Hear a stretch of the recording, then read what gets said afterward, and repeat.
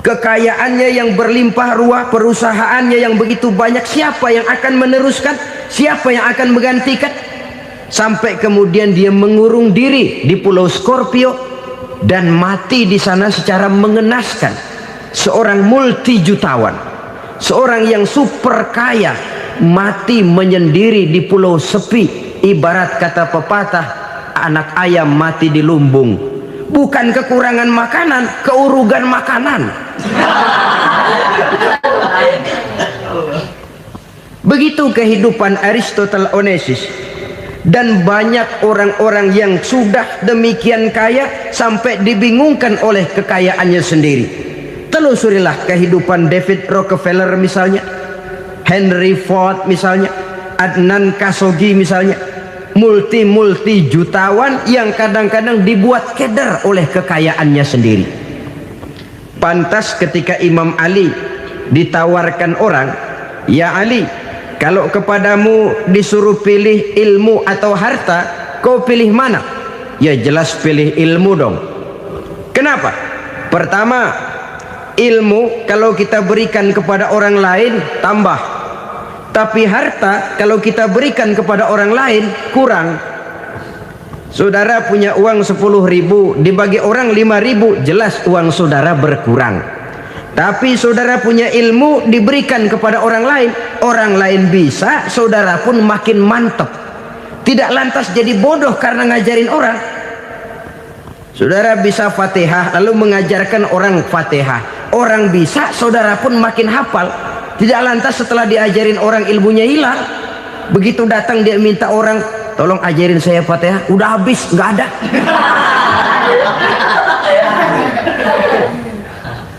Yang kedua kata Imam Ali, ilmu menjaga kita. Kalau harta kita yang harus jaga. Makin banyak ilmu makin terpelihara diri seharusnya. Tetapi makin banyak harta makin bingung kita jaganya. Sampai kadang-kadang kalau perlu seluruh keliling rumah dipasangi alarm. Belum cukup disewakan anjing besar-besar, pasang di depan pintu, awas anjing galak. Masih belum cukup juga, cari centeng tukang-tukang kepruk jaga rumah. Masih terasa belum aman, padahal rumahnya dikelilingi tembok besar. Di balik tembok ada pintu-pintunya tebal. Di balik pintu itu terbuka masuk kamar, kamar pun ada pintunya, pintunya pun kuat. Masuk ke dalam kamar ada lemari, lemarinya pun pintunya kuat, dikunci, kuncinya pun kuat. Tapi terhadap seluruhnya yang timbul cuma sekedar was-was saja. Kesimpulannya sekali lagi, tanpa harta orang memang sulit untuk bahagia. Tapi harta semata-mata tidak merupakan jaminan orang akan bahagia. Dengan hati yang luas, itu modal utama untuk mencapai kebahagiaan hidup. Orang yang hatinya luas, saudara-saudara, punya hati yang lapang, melihat kenyataan hidup ini, dia bersyukur senantiasa kepada Allah. Lantas tidak timbul hasud dan iri hatinya. Oleh karena itu jiwanya selalu lapang.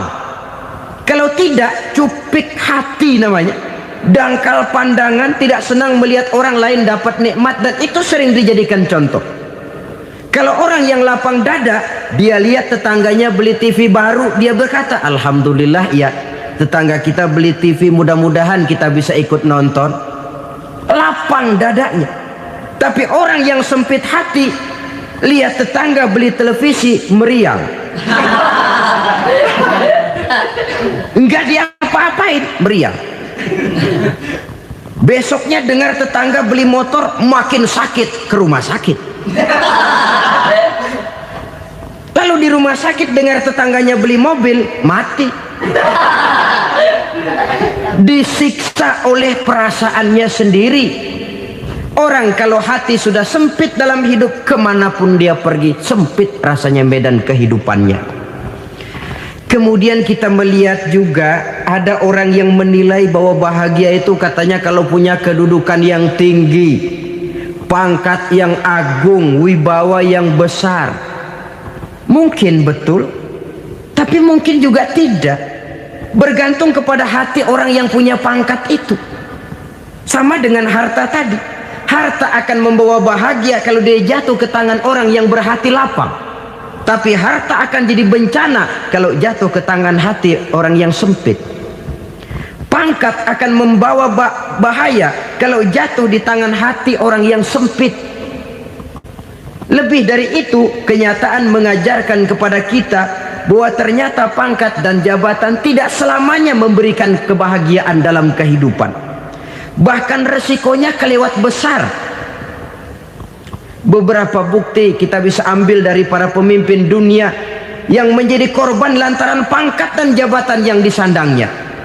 Saudara ingat Presiden Abraham Lincoln dan John Kennedy dari Amerika? Dibunuh orang. Park Chung-hee dari Korea Selatan, Ziaur Rahman dari Bangladesh, Anwar Sadat dari Mesir, terakhir Indira Gandhi dari India, menjadi korban dari pangkat dan jabatan yang disandangnya dari orang-orang yang tidak senang dia memegang jabatan itu. Dia akan mudah mengundang bencana. Sehingga pantas kalau seorang presiden terkemuka Amerika, Harry Truman namanya, dia mengatakan jabatan presiden itu, kata dia, seperti orang nunggang macan, naik macan. Harus kita taiki, kalau enggak dia bakal nerekam kita, ngeri katanya. Adapun orang yang hatinya lapang, kalau dia menerima pangkat dan jabatan, dianggapnya itu satu kesempatan untuk berbuat baik. Tapi orang yang berhati sempit, menerima pangkat dan jabatan, bukan kadang-kadang menerima, malah berusaha setengah mati mencapai dengan segala cara. Kalau perlu jilat atas, jilat atas. Jadi golongan sumuhun dawu. Jadi kelompok kulon nuwun, yes sir, yang kerjanya cuma oke bos.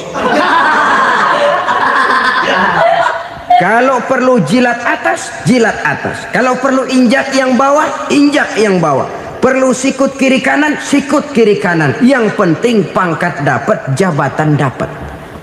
Orang yang semacam ini, kalau sudah mempunyai pangkat dan jabatan, biasanya dia tidak menganggap itu sebagai amanah, tidak menganggap sebagai kesempatan berbuat baik, tapi malah kesempatan untuk memperturutkan hawa nafsunya yang dilatar belakangi oleh kesempitan hatinya tadi.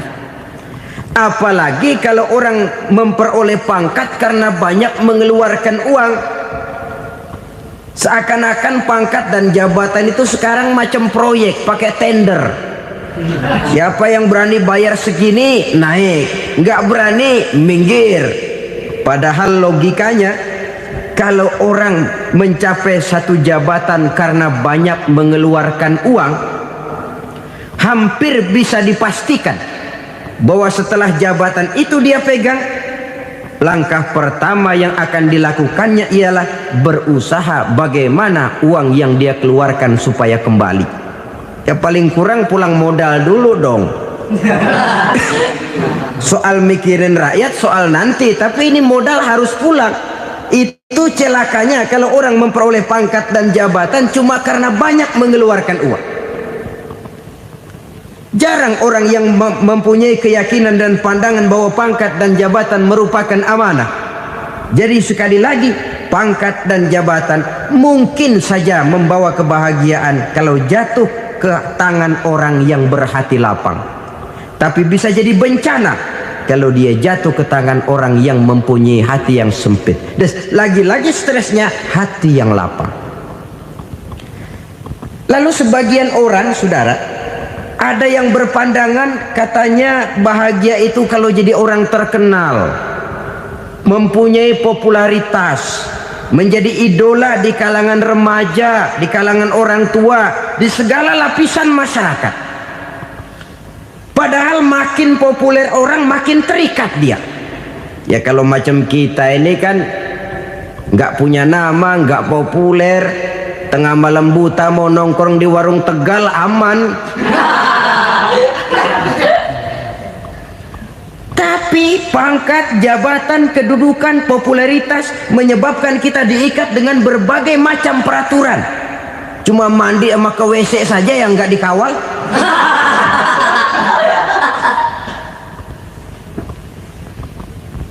Benarkah popularitas, ketenaran membawa kebahagiaan? Mungkin ya, tapi mungkin juga tidak. Kenapa? Banyak orang-orang populer yang mengakhiri hidupnya secara tragis. Kita ambil beberapa nama. Di Amerika tahun 60-an ada bintang seksi paling terkenal yang dijuluki seks bom, bom seksi. Sampai sekarang jadi legenda, namanya Marilyn Monroe. Singkatan double-nya itu inisialnya MM, Marilyn Monroe. Terkenal, top, sampai dia mati tahun 62. Namanya sekarang masih saja dibicarakan orang. Kenapa dia bunuh diri? Tidak punya hartakah dia? Banyak. Kurang populerkah dia? Seluruh dunia mengenalnya. Sejak rakyat kecil sampai pejabat tinggi dia punya hubungan. Kenapa? Jenuh. Dia terlahir dalam keadaan yatim. Setelah itu tidak lama dia berangkat remaja, ibunya meninggal. Pindah dari wanita asuh ke wanita asuh sampai 12 orang ibu angkatnya. Dan kekecewaan yang paling parah, setiap laki-laki yang dekat dengannya hanya seperti kapal berlabuh. Datang dan pergi silih berganti, padahal dia merindukan seseorang yang bisa melindungi hidupnya. Dia rindukan itu dan dia tidak pernah menemukan. Itu yang akhirnya menyebabkan dia minum pil tidur kelewat dosis, minum obat tidur kebanyakan, ya tidur terus sampai sekarang.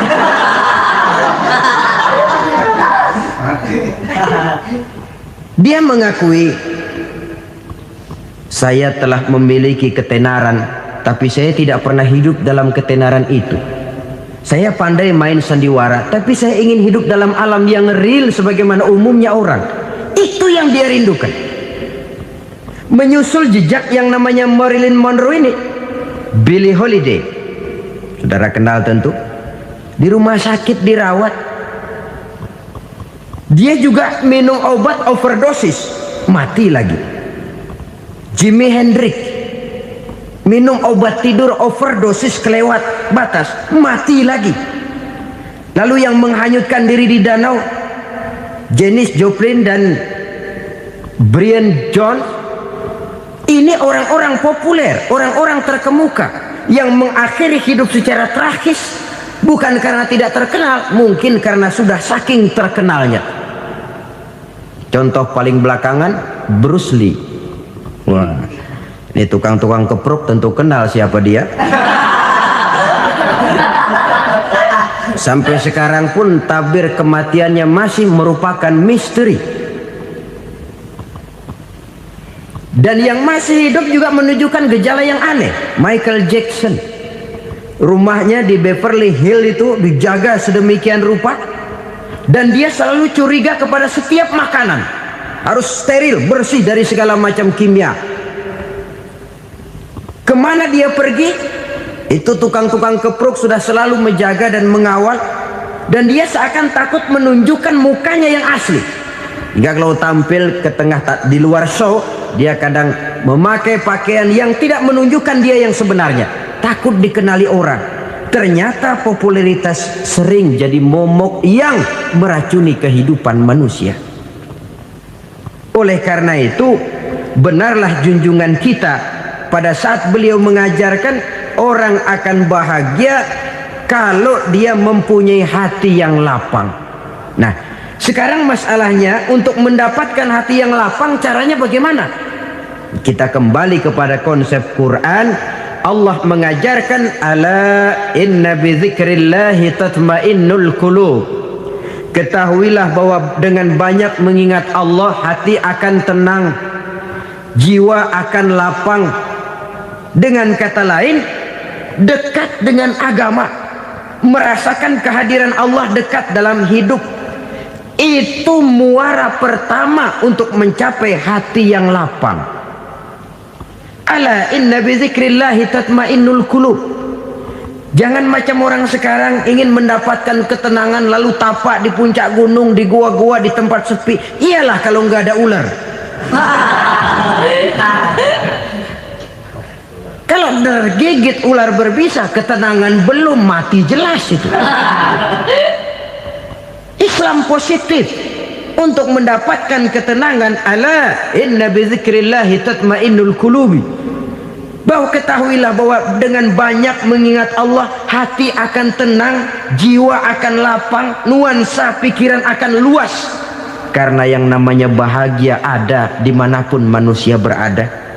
Di kampung ada bahagia, di kota ada bahagia, di ngarai, di lembah, di gunung, di hutan, di lautan, di angkasa luar, dimanapun bahagia itu ada kalau kita bermodalkan hati yang lapang ini.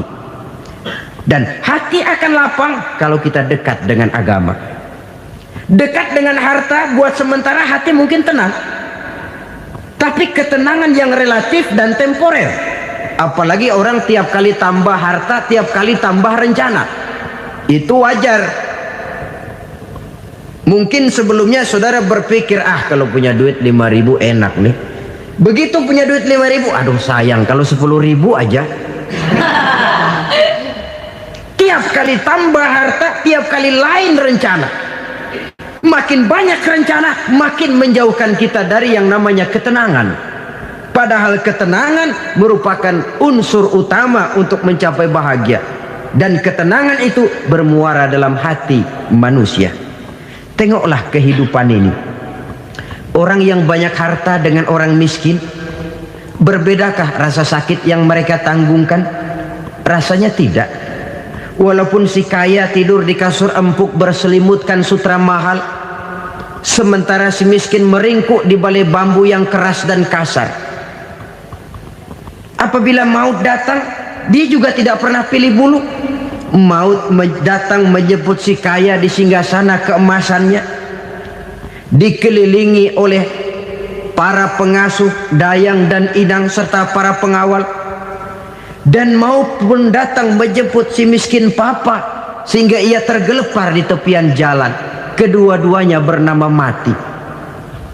Kalau nyata bahwa sakit yang ditanggung si kaya tidak beda dengan sakit yang ditanggung si miskin, bukan harta semata yang membuat orang bahagia.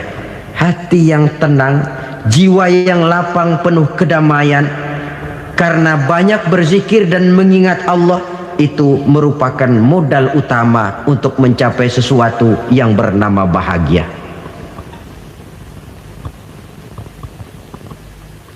Saudara hadirin yang saya hormati, inilah yang pertama dari 4 ciri yang digambarkan oleh Nabi tentang tanda-tanda orang bahagia. Dan harus berangkat dari yang pertama ini, hati yang lapang. Ini yang harus kita miliki lebih dahulu. Baru nanti akan menyusul kepada poin yang ketiga, kedua, dan selanjutnya. Sebab kalau hati sudah terisi dengan jiwa yang lapang, seluruh persoalan insya Allah akan bisa kita atasi dengan sebagaimana mestinya.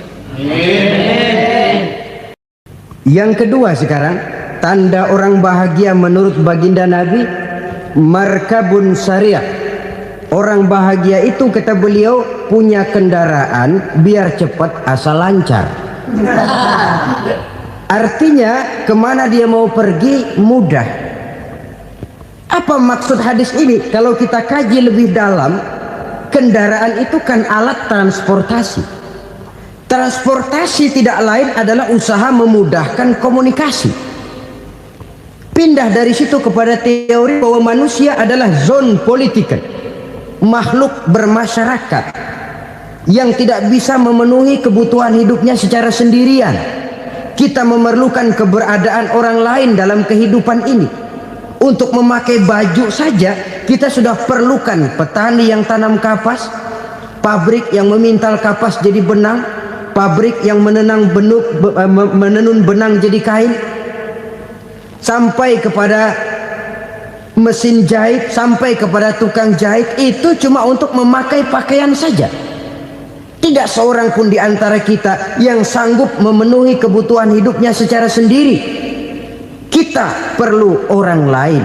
Maka kebebasan dalam arti mutlak, kebebasan tanpa batas, itu tidak mungkin ada dalam kehidupan.